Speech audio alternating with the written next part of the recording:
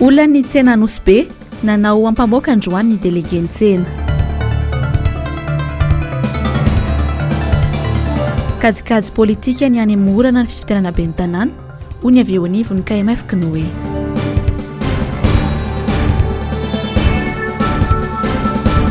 Fangatahan'ny CSS tsy mbola nisy voavahatra amin'izao.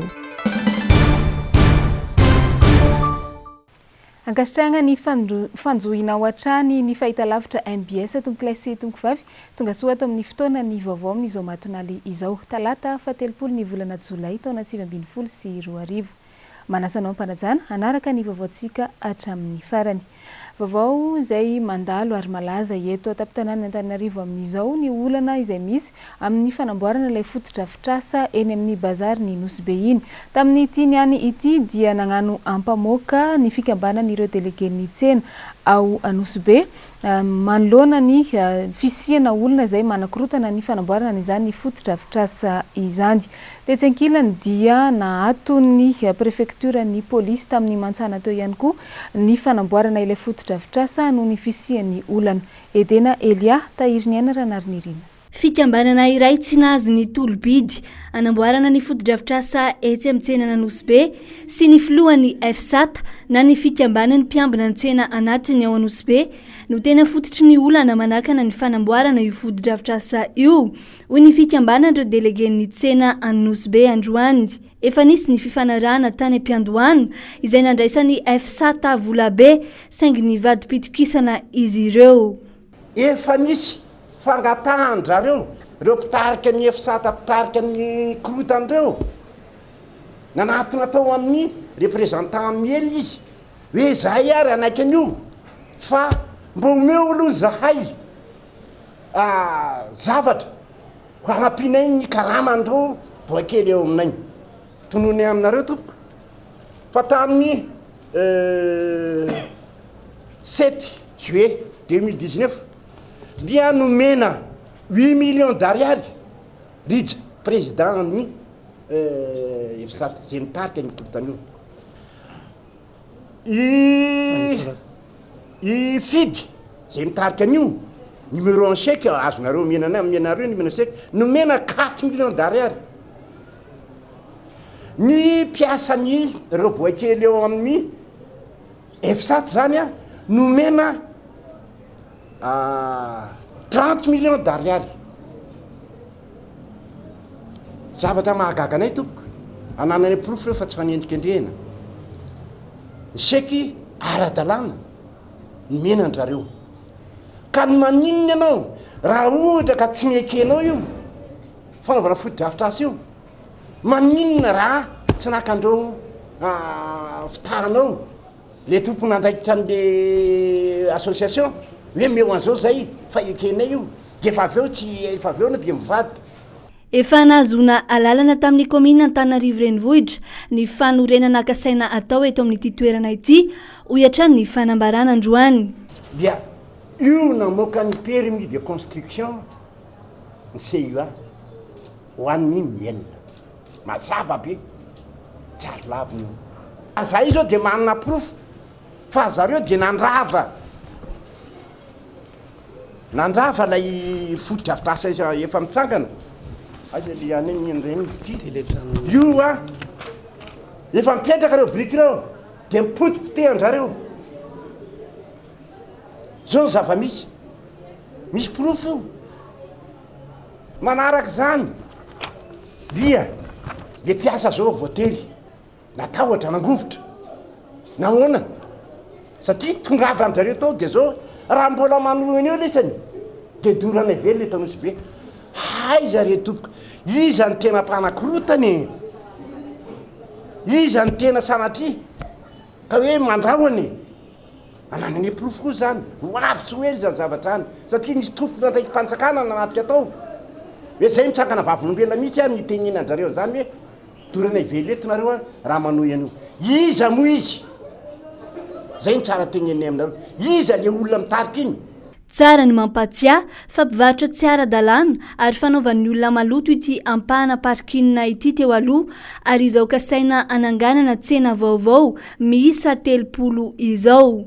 noho ny fisinyny fifanolanana momba ny fananganana ity fotodrafitrasa ity anefa dia tonga teny an-toerana ny prefektiora ny polisy io atoandro io nampiato vonjomaika ny asa analefahana ny savorovoro inina voizina tamin'ny tirara ity.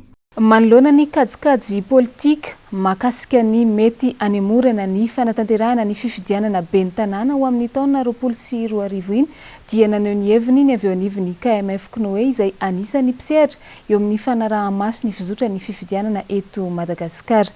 Edena Elias Tahiriniana Ranarynirina no mitatitra an'izay.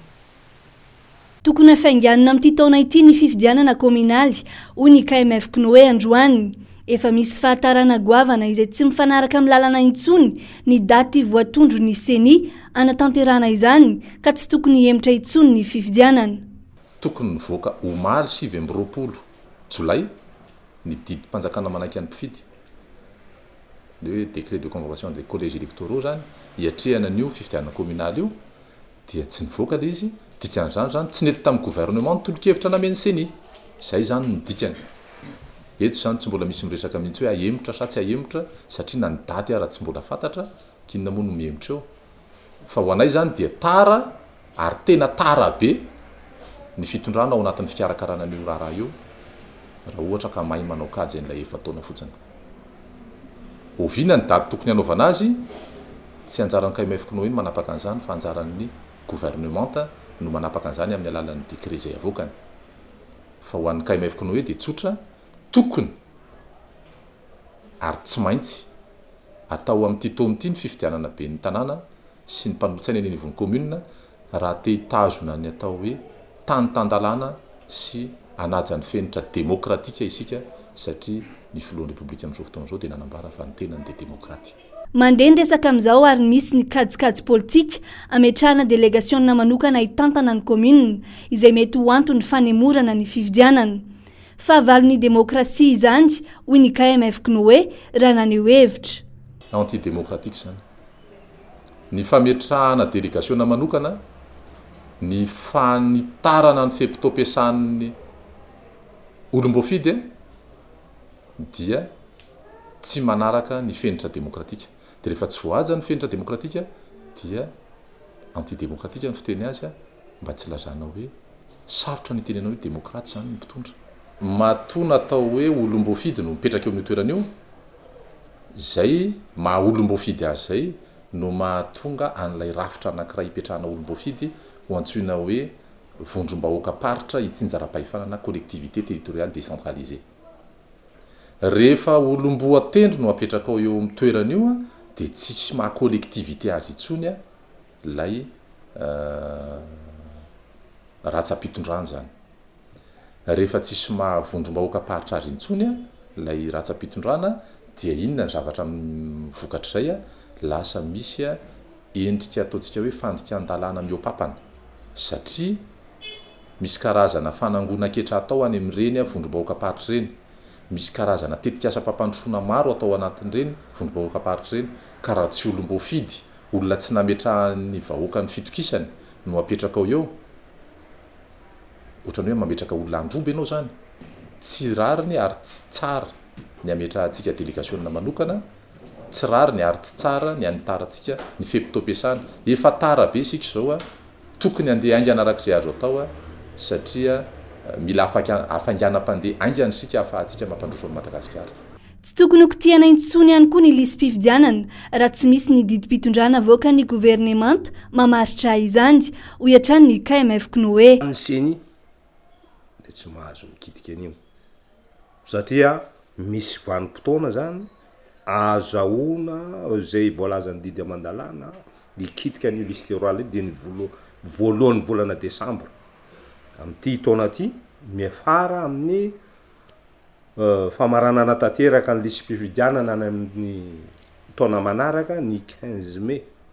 Okra tsy afaka mikitika dia tsy maintsy miverina any amin'ny indy manao session nindy amin'ny any membre gouvernement mamoaka manao fivoriana indray mandeha dia mamoaka le didim-panjakana mity manome alalana hoe kitio lisam-pifidianana fa raha ohatra ka ny naimpon'ny seni fotsiny de menjera any amin'ny any lakolosy rehetrarehetra raha tsy hivina dia niraika amin'ny 3 jolay 2024 ny fifidianana be ny tanàna farany raha ny lalàna zany dia tokony faraka amin'ny 3 jolay izao no anatanterana ny fifidianana kominaly 2024 antony mahatonga ny KMF Knoe milaza fa tara ny fikarakarana ny fifidianana tamin'ity ary fanjikan-dalàna goavana izany izay tokony androsoana vahaolana aingana. Fa eo amin'izay politika izay hatrany dia misesisesy ihany koa ny fanehoan-kevitra ataon'ireo fikambanana maro samihafa ny fiarahamonim-pirenena ary ny hetsika manoloana n'izay hoe fanemorana ny fifidianana be ny tanàna ho any amin'ny taona 2024 izay. Anisany manao izay hetsika izay ary mitaky ihany koa ny anoloana ireo mpikambana izay mikambana eo anivy ny rafitra mpikarakara ny fifidianana ny avy amin'ny MCFI izay hetsika anisany miady amin'ny famongorana ny osika mandritra ny fifidianana. Jessica Miray sy Toky Ramarolahy no mitatitra n'izay vaovao izay. Tsy vitsy tamin'ny olom-pirenena sy ny fiarahamonim-pirenena no naneho ny tsy fankasitrahany tamin'ny fifidianana roa ny fanesy nisy teto amin'ny firenena dia ny fifidianana filoham-pirenena sy ny fifidianana solomavam-bahoaka izay nanjaka ny osika sy ny alatra tanteraka. Manoloana izany indrindra dia mitaky ny hanovana mpikambana eo anivo ny rafitra misahana ny fifidianana dia ny CENI sy ny fitsarana avo momba ny lalam-pandrenana ny MCFI na mouvement citoyen contre les fraudes et irrégularités électorales. Ny fepetra tokony raisina dia le résolution naitariany efa naheno anao efa nafantatra ny vahoaka malagasy mila ovana ny membre ny institution sady efa madivadiva ho farana koa ny mandany sasany ohatran'izany alako amin'izany CENI mila miova aloha ireo olombelona reo sy ny institution no ravana hoe tsy hoisy fa mila ovana le membre ao anatiny satria efa zatra misomara ratsy sy manjary loatra ao mialatsiny aminareo CENI de mila ovana miaraka amin'izay ihany koa le membre ny ACC ary ny procédure tato amin'ny MCFI moa de fa mazava ho azy hoe koa satria fahefana tsara tsy nahefany tsara an'le fitorian'olona le ACC sy ny membre miaraka aminy dia azo atao tsara araky ny lalàna ny mitory an'le membre fa sy le institution torianay zany le membre rehetrarehetra reo any amin'ny Cour suprême any de ohatran'izay koa ny membre ny CENI toroiny zany reo so hoe ravana fotsiny de apetraka fotsiny am'izao fa rehefa iny fandravana iny mandeha de ampanarana fitoriana mba tsy verimberena an'le fandikan-dalàna satria le problème eto koa de zao tokoatrany ny juriste na ny magistrat zany hoe na ny mpitsara na ny mpahay lalàna reo ihany zany no mamadikadika azy amin'ny tiany anaovana azy eo samy mametimety an'le mpitondra fanjakana eo zay zany ny tena olana ka mba tsy ampisan'izay tsony ny balizy voalohany de ny fandravanan'ireo olona reo ary ny fitorianan'ireo satria tsy ambon'ny lalàna an'ireo ekena fa mety sy pasy zany fitoriana zany fa tsy maintsy manao an'izany zahay manaraka ny ara-dalàntsika fa tsy manotra be fatany araky ny voalazany ny antoko-tima zay mametraka ny azy amin'ny fanoherana am'izao rehefa manohitra olo de manaraka ny ara-dalàna anao zany hoe tsy maintsy mitory anao fantatray ane fa ny président Rajoelina ny président ny misapotery ambony ery amin'ny resaka fitorinan'ireo olona reo de izy ve de iditra amonan'ireo reo olona ny sauver anazy fa tsy maintsy atao zany mba ahitan'le vahoaka fa tena mandehany amin'ny lalana tokony izy le fanoherana sy ny fanovana oetiny eto amin'ity firenena ty sy ny androm-panjakana zay tsy magnaja an'izay lalàna zay tsy mankasitraka ny any amorana fifidianana be ny tanàna ho amin'ny taona 2024 ihany koa ny MCFI satria misy ambadika politika ny fanemorana ity fifidianana ity zahay koa nefa tsy mankasitraka ny emorany le fifidianana be ny tanàna satria misy calcul politique koa ao ny any sasany azavariana ho an'ny entité na ny antoko ny fanovana ny rafitra misahana ny fifidianana araka izany no tokony ho laharam-pahamehana ho an'ny fitondrana fa tsy ny fanemorana ny fifidianana be ny tanàna saingy ny mampametra-panontaniana dia ny hoe anana finiavana hanova ny mpikambana amin'ireo sehatra ireo tokoa ve ny fahefana mahefy izany. Eo amin'ny lafiny fampianarana kosa dia tsy mbola nisy voavahatra amin'izao ny fangatahana izay nataon'ny mpikambana eo anivon'ny CSS ireo mpampianatra mpikaroka sy ny mpikaroka mpampianatra. Mbola mienjandrony tady hatramin'izao eo amin'ny ministera piany fampianarana ambony ny praiministra sy ny mpampianatra mpikaroka mpampianatra eo amin'ireo fitakiana maro sy mbola nisy voavaha na dia efa maro ihany koa aza ny fifanantonana. Tebaka 7 hatramin'izao mbola andrasany mpampianatra mpikaroka mpampianatra avy eo anivon'ny CSS sampana Antananarivo dia ny tokony andefasana isitraka lalana manokana ho an'ny mpampianatra mpikaroka mihoatra ny 80 taona.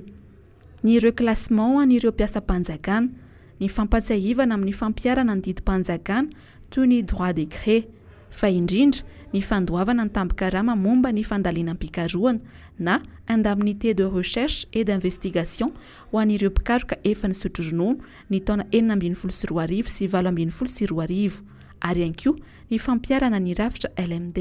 Ny manaraka an'izany moa mbola misy ireo fitakiana sasantsasany kanefa kosa raha ohatra ka ho tenenina dia hoe ny fandoavan'ny ministera piaya ilay antsoina hoe indemnité de recherche et d'investigation ho an'ny retraité chercheur ny taona 2012 sy ny 2012 mariny taona fa ny indemnité de recherche et d'investigation taona 2012 dia efa namahaolana Andriamatoa Prime Ministre nilaza fa hoe raha ohatra ka misy ny antota-taratasy manapirofo fa lan'ny mpianatra tany Chine na tany France io vola io dia adidiny fanjakana ny manonitra an'izay amin'ny enseignant chercheur sy ny chercheur enseignant ka dia izay zany nohatra ny sakana ka dia andrasana zany izay taratasy fanamarena an'izay mba ampizotra ny raharaha sy ampilamina ny raharaha zany kanefa ny moa izahay tsy hoe kory hoe ila voatsiary na sahala amin'izany fa rehefa azo ny mpampianatra mpikaroka sy ny mpikaroka mpampianatra ny zony ho an'ireo retraité chercheur ireo dia izay ny zava-dehibe aminay. Ny ankoatr'izay moa mbola miandry ny fifampidiniana eo amin'ny fanovana rijanteny sy ny fehizan-dalàna satria efa misy ny lany andro miatrika ny rafitra LMD tsika ankehitriny dia mila ovany izay. Efa antaonany maro izay no nisy ny fifanolànana eo amin'ny mpampianatra mpikaroka mpampianatra sy ny fitondram-panjakana ity saingy hatramin'izao tsy mbola nisy ny vahaolana maharitra na roso ny tompona andraikitra ary ny tsapa ihany koa aza dia tsy mbola napetraka ny fitondrana ankehitriny ho laharam-pahamehana ny lafin'ny fampianarana eto Madagasikara. Fa eo amin'ny trangam-piarahamonina dia magnano antsoavo amin'ny tompon'andraikitra izay voakasika izany ireo mponina ao amin'ny faritry Alasora iny manoloana ny fisiana orinasa sinoa raiky izay manamboatra goudron. Misy fiantraikany mivantana any amin'ny fiainan'ireo mponina eny toerana manko izany. Nisy indrindra ny fitarainana izay nataony solotenan'izy ireo araka ny tatitra ataony Noro Fitiavana sy Manora Andriamalala. Zay moa zany dia eo amin'ny fokotanana Kadevo ako aminana ny Alasora. Tena lasibatra mihitsy zany ny fahasalamanay amin'le setroka goudron ateraka le orinasa zay manao ny lalana rehetra manerana Antananarivo. Tsy ny fanaovany lalana tsy tianay fa le setroka ateraka le orinasa mihitsy miparitaka manakatona trano zay ny mpianatra sepotra ny zava-behivavy sepotra dia simba mihitsy ny tontolo iainanay dia mba mangataka ny fandraisana andraikitra le tompona andraikitra isan'ambaratonga zany zay mba hijery akaiky orinasa io. Efa atao ihany zay tamin'ny fahavalon'ny volana Jona tamin'ity taona 2012 ity. Nefa hatramin'izao mbola tsisy valiny zany nataon'le tompona andraikitra atao dia zay no anaheranay ny tompona andraikitra isan'ambaratonga satria misy fitanenana hoe vivre ensemble c'est partager ifampizarana ny fiainana dia matoky zany zay fa andray andraikitra ny tompona andraikitra isan'ambaratonga. Fa nisy ihany koa ny fandravana izay tsy maintsy nataony avy eo anivon'ny commune Antananarivo renivohitra tamin'ity niany ity manoloana ny fananganana tsy ara-dalàna lakoro na tamboho eny amin'iny boriboritany fahadimy iny. Toy izao indrindra ny fanampanazavana araka ny loharanom-baovao avy eo anivon'ny commune Antananarivo renivohitra.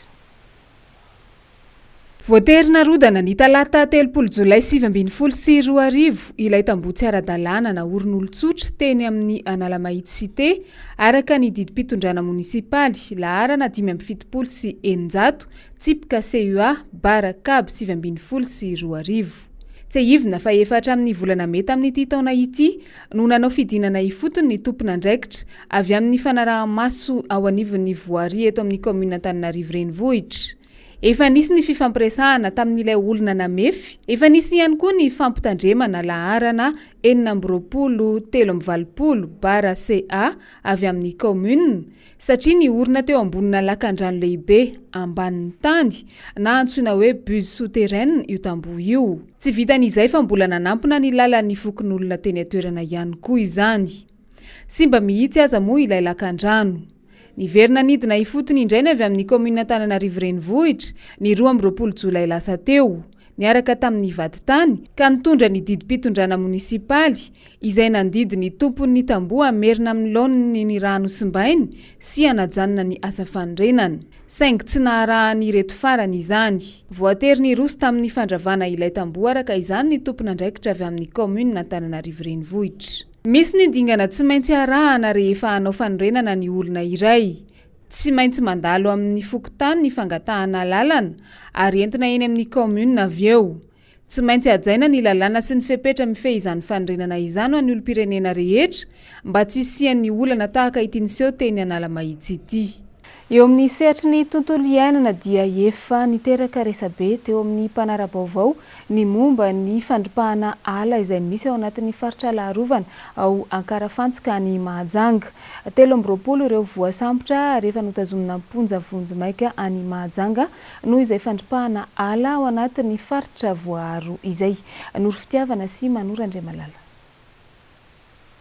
Olona misa 7 no ny tanana ponja vonjimaika vokatry ny fitrandrana ny Alarovana Anakarafantsika. Fiara-miasa teo amin'ny mpitandro filaminana sy ny Madagascar National Parks moa no natratrarana ireo olona ireo. Marina fa efa nanomboka ny taona 2024 no niara-niasa ny rotonta. Araka ny fantatra, ireo mpiavy tonga ao an-toerana no mitrandraka ny ala, mamboly voamaina, katsaka, manapaka ny hazo avadika ho arina fandrehitra. Amin'ny andro alina no tena anaovan'ireo mpiavy izany, ary efa mahatratra hatrany amin'ny 50 isa eo izy ireo no miara-miasa manao ny fambolena sy mioty ny vokatra avy amin'ny fanamboarana ny arina fandrehitra. Tamin'ny fitsirina nataony mpitandro ny filaminana sy avy amin'ny Madagascar National Parks noravana avokoa ireo zana-tanàna miorina ao amin'ity faritra arovana ity, noravana ihany koa ny voly tratra. Araka ny loharanom-baovao azo, ny ahinjana hatramin'ny fisamborana ireo mpitrandraka ny ala ao Ankarafantsika ka olona misa 7 no notanana ponja vonjimaika any Mahajanga hatramin'ny fiandohan'ny taona 2022 hatramin'ity volana ity. Tsara ny mampafantatra fa ny volana Aogositra sy Septambra no tena mahazovana ny doroala ao an-toerana. Etsy ankilany, manaprova izao fitrandrana ny ponina ny ala izao ny fahasairanana sy ny tsifo sy ny sakafo hohanina amin'ny lafiny iray. Mbola hita taratra ihany izany fitrandrana ny ala izany amin'izao noho ny tsy fijeren'ny tompona andraikitra ny sosialim-bahoaka. Marina fa saika ireo vahoaka madinika ny tena tratran'izay tranga izay. Raha efa misy mantsy ny fijerena ny sosialim-bahoaka, ny fanomezana asa ho an'ireo vahoaka madinika ireo, tsy ho tonga ao amin'izay fitrandrana ny ala izay izy ireo.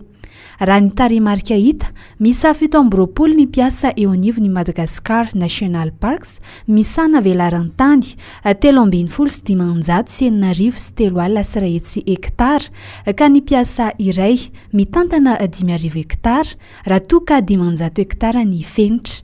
Midika izany fa tena mbola tsy manaraka ny fenitra raha ny eto amintsika. Fa matetika mitranga ary anisany voakasika amin'ny resaka loza voajanahary raha ny amin'ny faritra iva jiaby eto Antananarivo sy manerana ny Madagasikara. Ny tsy fahaizana mifehy mialoha n'izay fiavian'ny loza voajanahary izay no anisany antony mampitombo ny fahavoazana raha ny zava-misy ho fampianana izay tany fahasimbana izay indrindra. Araka izany dia nisy ny tetikasa amolavolana vahaolana iarahany Université Roa ambin'ny folo aty Afrika. Jessica Miray sy Toky Ramarolay no mitatitra ny andindiny izay. Nosy anisan'ny lasibatra amin'ny fiovaovany toetry ny andro i Madagasikara, fa ihany koa ny amin'ny loza voajanahary. I Madagasikara dia anisan'ny firenena lalova ny rivo-doza matetika maneran-tany, raha araka ny tatitra navoaka ny foibe ny rivo-doza ao La Réunion. Teo anelanelan'ny vanim-potoana ny rivo-doza ny taona 17 sy 700 20 sy 700 ary ny taona 2012 13 dia rivo-doza 770 no nahakasika mivantana ny Madagasikara. Izany hoe rivo-doza ray isan-taona no mahakasika mivantana antsika izay miteraka fahasimbana goavana. Ny vokatry ny fiovaovan'ny toetrandro moa zany dia misy fiantraikany be ao amin'ny tontolo iainana eto Madagasikara izay.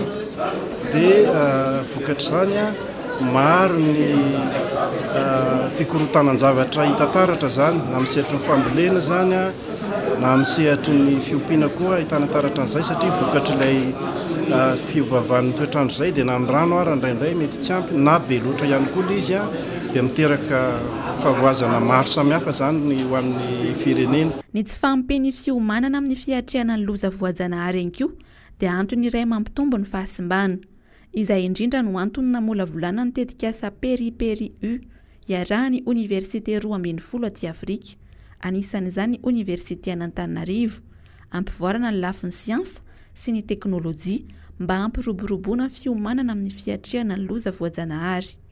Ka anisan'ny hetsika zany hoe ao anatin'izao iarahana amin'ny PERIPERI zany hoe fiaraha-miambonantoka moa zany izy ty amin'ny Université africaine amin'ny firenena 12 aty Afrika mijery ny fomba mety sy tsara indrindra hiatrehana nireny loza ateraky ny natiora samihafa ireny ao koa le tranga mety hitera-doza dia fa ahena satria zany zava-dehibe hoe any amin'le tranga mety hitera-doza ny tokony hanaovana ezaka mba tsy ho vadika loza le izy a dia izay indrindra zany no isin'ireo le namana avy any ivelan'ireo a manampahaizana maro samihafa misehatra ny université misy azy a mifanakalo traikefa sy voka-pikarohana ary ijerenany hoe inona amin'ireny mety ho azysika eto Madagasikara ho raisy. Efa nanomboka ny taona 4 no nisy ny tetikasa ka isan'ny taona dia misy ny fivoriana iarahan'ireo Université 12.